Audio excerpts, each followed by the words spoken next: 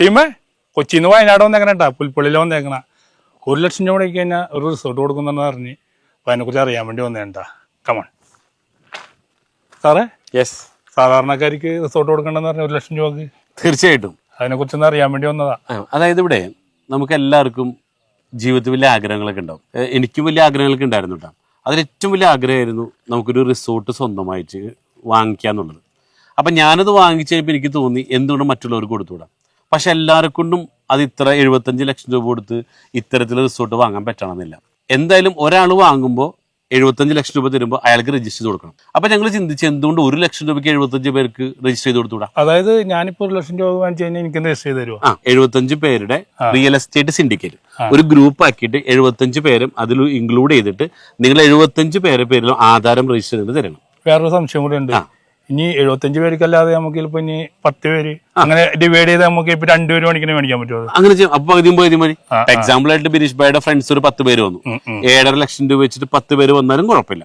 ഞാൻ എക്സാമ്പിൾ ഏറ്റവും ചെറിയൊരു എമൗണ്ട് ആണ് 1 lakh rupees പറഞ്ഞത്. അപ്പൊ 1 lakh rupeesന്റെ 75 ഷെയറോ അതിന്റെ ഗുണിതങ്ങളോ യാതൊരു കുഴപ്പമൊന്നുമില്ല. അപ്പൊ എന്താ ഗുണം എന്ന് വെച്ച് കഴിഞ്ഞാൽ ഇത് ഞങ്ങൾ റെന്റ് ഔട്ട് ചെയ്യണത് 20,000 rupees ഡെയിലി. അപ്പൊ ഇതിന് കിട്ടുന്ന ഒരു വാടക 6 ലക്ഷം മാസം പ്രതീക്ഷിക്കാൻ പറ്റും. അപ്പൊ കിട്ടുന്ന വാടക എത്രയാണോ അതൊരു LLP സംവിധാനത്തിലൂടെ ഈക്വൽ ആയിട്ട് ഡിവൈഡ് ചെയ്ത് അങ്ങോട്ട് തരണം നിങ്ങളുടെ അക്കൗണ്ടിലേക്ക്. അപ്പൊ ശരിക്കും പറഞ്ഞിട്ടുണ്ടെങ്കിലേ വയനാട് പുൽപ്പള്ളിയാന്ന് പറഞ്ഞു, പുൽപ്പള്ളിയിൽ നിന്ന് അധികം ദൂരം ഉണ്ട് ഇങ്ങോട്ട്? ജസ്റ്റ് 2 കിലോമീറ്റർ അത്രേ ഉള്ളൂ. എത്ര റിസോർട്ടുകളാണ് നമ്മൾ ആദ്യം പ്ലാൻ ചെയ്യുന്നത്? ഇത് മൊത്തം ഞങ്ങളുടെ പ്രൊജക്ട് മൊത്തം വരുന്നത് 1400 ഏക്കറാണ്. അപ്പൊ ഇതിൽ ഈ പ്രൊജക്ട് എന്ന് വെച്ചാൽ 5 ഏക്കറിലാണ് വരുന്നത്. ഈ പ്രൊജക്ട് 5 ഏക്കറിൽ ഞങ്ങൾ 90 കോട്ടേജസ് ആണ്. അപ്പൊ ഈ 90 കോട്ടേജസിനും പ്രത്യേകതകളുണ്ട്.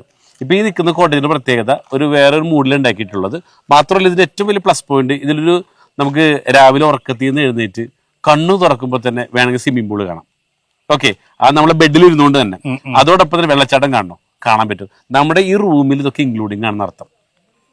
നമ്മളുടെ ഫാമിലി ആയിട്ടൊക്കെ വരുമ്പോ നമ്മള് സ്ത്രീകളൊക്കെ ഉണ്ടാവുമല്ലോ, ഇപ്പോഴും നമ്മൾക്ക് ഒരു പ്രൈവറ്റ് പൂളൊക്കെ ഇട്ട് കഴിഞ്ഞാൽ അവർക്ക് അതാണ് ഇഷ്ടം. നമ്മള് പണ്ടൊക്കെ സ്ത്രീകൾക്ക് കുളത്തിലും പുഴയിലൊക്കെ പോയിട്ട് മുങ്ങി കുളിക്കായിരുന്നു.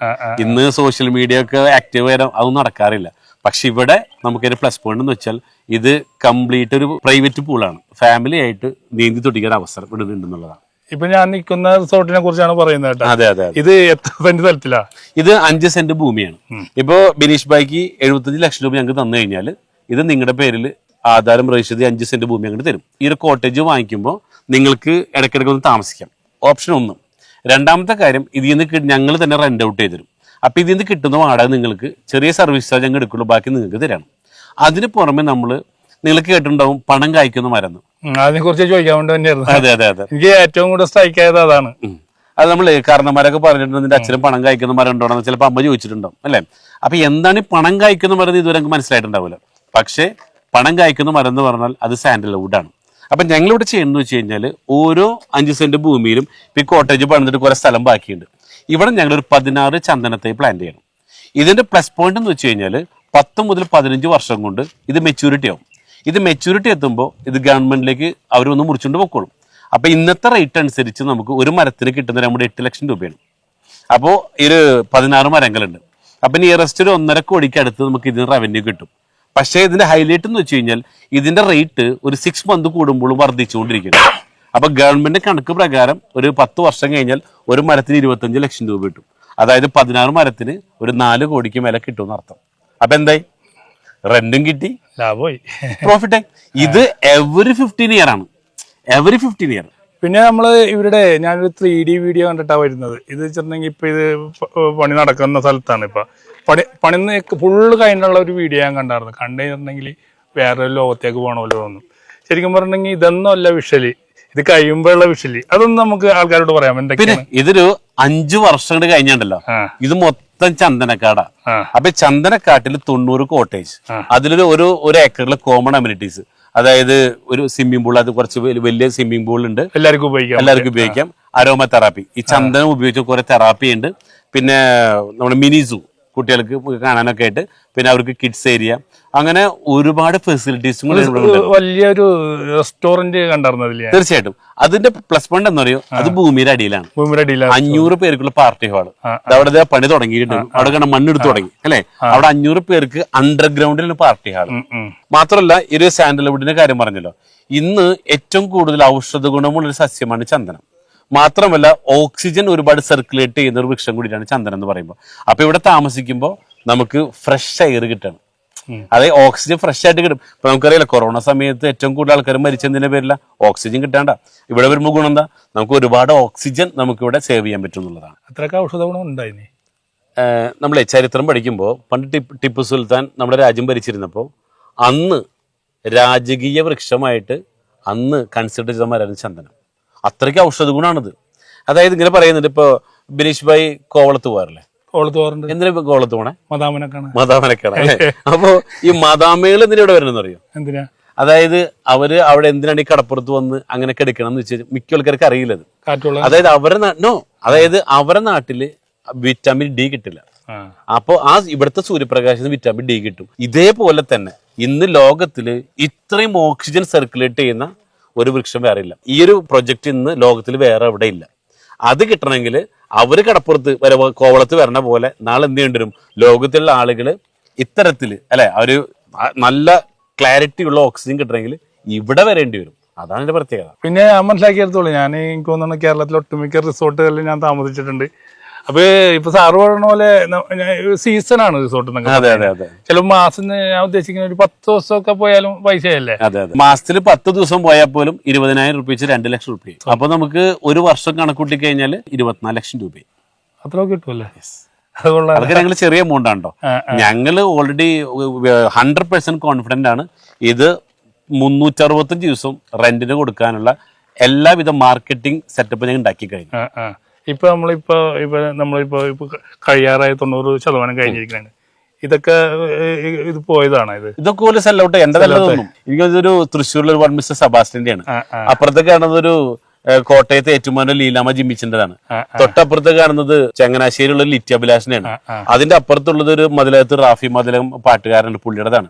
ഇതൊന്നും ഓക്കെ പറയുമ്പോ എന്താണ് റിസോർട്ടിന്റെ ഓണറാണ്, പക്ഷെ ഇതൊക്കെ ഓരോരുത്തർക്കും അതിന്റെ ലാഭം കൊടുക്കാൻ വേണ്ടിട്ട് റെഡി ആയി നിൽക്കണം ഇവിടെ. അതൊക്കെ 1 ലക്ഷം രൂപ മുടക്കി കഴിഞ്ഞിട്ടുണ്ടെങ്കിൽ ഈ റിസോർട്ടിന്റെ നമുക്ക് ഒരു മുതലാളിയാകാം.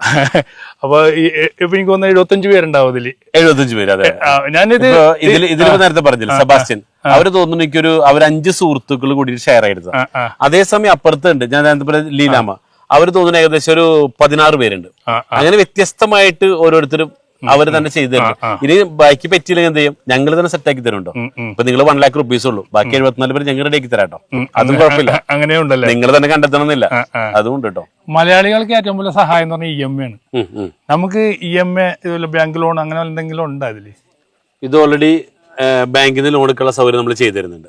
പക്ഷെ ഞങ്ങൾ പറയുന്നറിയോ, എന്തിനാ വെറുതെ ബാങ്ക് ലോൺ എടുക്കണേ, ഇതുള്ള പൈസക്ക് ഷെയർ എടുത്താൽ പോരെ. ഞങ്ങൾ അതിന് വേണ്ടിയിട്ടാണ് ഇങ്ങനെ ചെയ്തിട്ടുള്ളത്. ബാക്കി നമ്മൾ കിട്ടുന്ന പൈസ കൊണ്ട് ബാങ്കിൽ കൊണ്ട് നടക്കണം, എന്തിനാ പലിശ കൊടുക്കണം, ബാധ്യതകൾ കുറക്കാം നമുക്ക്. എന്തിനാ വെറുതെ വേണ്ടാതെ നിൽക്കണേ. നിങ്ങൾക്ക് 1 ലക്ഷം ഉണ്ടോ 2 ലക്ഷം ഉണ്ടോ, അതിന് ഷെയർ എടുത്തോ. പിന്നെ നമുക്ക് എന്ത് ചെയ്യാം, ഇതിന്ന് വാടക കിട്ടുമ്പോ വീണ്ടും റീഇൻവെസ്റ്റ് ചെയ്തോ.